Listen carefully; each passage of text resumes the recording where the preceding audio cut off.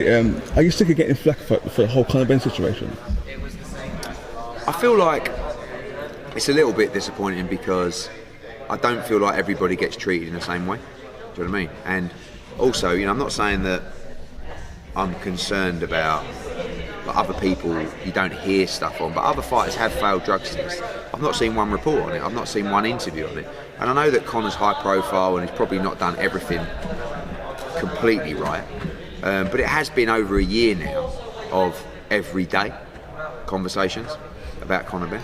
Do you know what I mean? Yeah. And it's like, and the thing that annoys me most is Conor Ben went through the UCAD the hearing, when I don't, I'm not saying he shouldn't have, but he did, and won. Like, whatever way you want to look at it, he won that case. But that's not even really been acknowledged. It's just like, yeah, but he hasn't cleared his name, has he? Yeah, but he went through the process and he did everything that was asked of him and he won. Can't not acknowledge that. So, yes, is the answer to your question. Yeah, obviously, I see it on Talk Sport and everything. Everyone brings you up and what's going on here? Eddie Hearn. What are the rumours that there might be fight bonuses for the performance of the night for this weekend? This weekend, or what about your show? Well, I'm going to win that. That's why I'm trying to get him in place for. Yeah, what do you think about performance of it? Can we talk about that? I'll sit knockout down. of the week. Do you know what? Yeah, I think. Do you know why? Yeah, whilst someone I film, yeah, or your mate Coogan, I feel like the problem that you have sometimes with fighters like me, yeah, that when they're 8 rounds up, thinking I'm just going to get to the final belt. If you had like a little 10,000, an extra bonus to win by stoppage. Not just for me, I mean like the best stoppage, I've got a better question. Okay. What do you think about WBC open scoring? I like After open 4 scoring. and 8 rounds, you get to find out the scores of the fight. We had that when Florian beat the Mexican kid, and it was quite good because it lets you know where everything's at, and then you got 4 rounds to work on that. I like it. I like open scoring, and I think it will hold the judges a lot more accountable, and we'd probably stop seeing as many decisions like McCaskill, Sandy Ryan. I genuinely believe so. I think more. If the judges know, if the judges know, he's a rookie, isn't he? No, but I don't know how good your mic is because some of these look at these ones, yes. Of these other channels, they can hold it from there and get on. So I don't know what's going on with your shoddy setup. But I feel like if all the judges had to get their scores at 4 and 8, read out, oh, this judge has 4 rounds to none, but the other person just got battered, it'd probably stop the judges as well being as bad with some of the scorecards, I think. What do you think, Eddie? Don't you think? Because the thing is, are you not tired of talking this week? You have done more media in the last week than any other fighter on the planet. That's why I'm making the most of my position in the sport right now, and I feel like I'm, sat next to the best promoter in the world, as one of the best fighters in the world, about to fight in one of the best fights in the world. So I think I've got to maximise. If you want, I'll be like Bam and I'll just go back to Sheffield. Yeah, no, you're right, son. You coming on Saturday? Yeah, I've got ringside tickets next week. Yeah. Probably commentating as well. Oh, if you want me to. Yeah. I mean, you are a very good commentator. I am free on Very good commentator. And I did also say to the people behind the scenes, because I've been looked after so well this week, that anything, commentary before the whatever, I'll do pro bono this week. Yeah? Only this week. Well, you're 100% working there. So there we go then, exclusive. I want the main event though, because... Okay.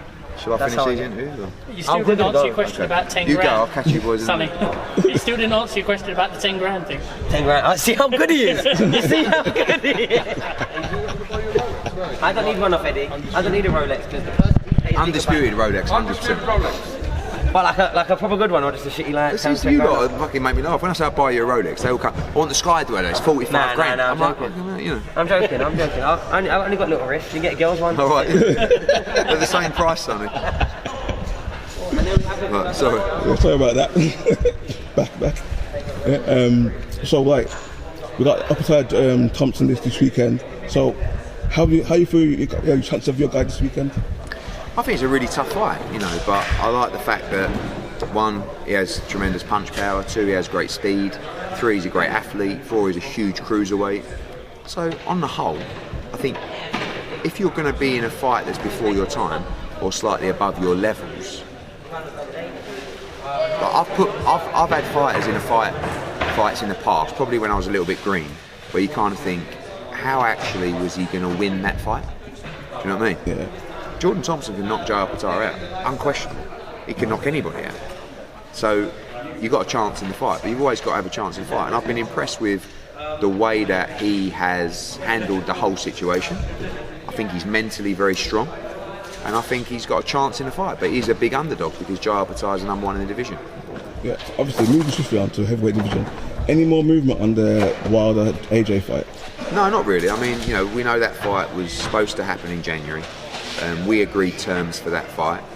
Unfortunately, the site didn't want to move forward at that time. We wasted a lot of time on that, but it is what it is. Now we're talking to other people about that fight. We're also looking at Las Vegas, etc. But it looks unlikely to happen in January. And if it doesn't happen in January, we have to decide whether AJ fights in December. He's been nice and active. He boxed in April. He boxed in August.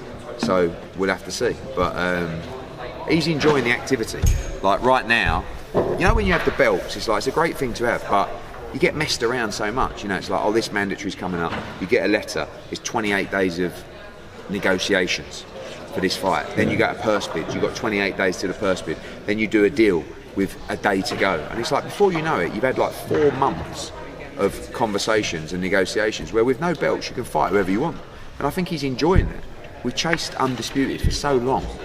And I don't say I regret it, because I think every fighter should chase undisputed, but it really did slow down his momentum, and I think he just wants to stay active. So, who's saying that? Is there any movement on like Zhang fighting? Yeah, I think we don't have a problem with a Zhang fight. It also makes me laugh about AJ, where people, he wouldn't fight Zhang. Fuck me. I mean, look at his resume. Beat him, like, I don't understand. All of a sudden, people think AJ, we had Zhilei Zhang for 4, 5, 6 fights. Good heavyweight, slow feet, can whack. Not got the best engine, southpaw, but good fighter. Come on, he beat Joe Joyce. Yeah, I think the better performance, although he weren't at the races, was Filip Hrgović. That was a close fight. Yeah, it was. But again, you've got to give Zhang respect. He had a close fight with Hrgović, he lost, and then he beat Joe Joyce. But I keep saying, these heavyweights, Joe Joyce has never beaten an elite heavyweight. He's beaten Daniel Dubois for the British title, and he beat a faded Joseph Parker. That's it. So you can't say, and people say, oh, he beats this, he beats him, he does this, he does that. How do you know? Deontay Wilder, never beaten an elite heavyweight, ever. That's what makes me laugh about the AJ fight. I know he's dangerous, I know he can punch, but you're ruling out guys who have been there and done it and beaten them all. And now all of a sudden, Zhilei Zhang's the guy who beats everyone without ever beating an elite heavyweight. Do you know what I mean? Yeah. So, and even Tyson Fury, don't get me wrong, Vladimir Klitschko performance, unbelievable. He beat Wilder. But his resume is much better than Deontay Wilder's and Zhilei Zhang and Joe Joyce. But all of a sudden, Joe Joyce is this machine. And he gets knocked out and everyone goes, I can't believe it, wow. What made you go, wow? He has never, and Zhang's not, I think to be elite, you have to be in the top 5 of the division. That's one for me. Obviously, well, all my Birmingham fans. You wanted all this time with me, now you got me, now you're the last one from me. Obviously, that's one for me. I'll get cheeky there. I throw my leg at you. Blame his media team. That's one for me. Obviously, I'm from Birmingham. All Birmingham people want to know when you back up to Birmingham. Soon. Look, Galal Yafai will probably fight on the BAM Sonny Edwards undercard now, because I think that's the right spot for him. And then probably sort of first quarter of next year. One thing, you never really sell a lot of tickets in Birmingham at the gate, but you do from the fighters. And last time the fighters sold loads and loads of tickets, so probably first quarter of 2024. Thanks for that. Cheers, Eddie. Stage, I'll punch our box.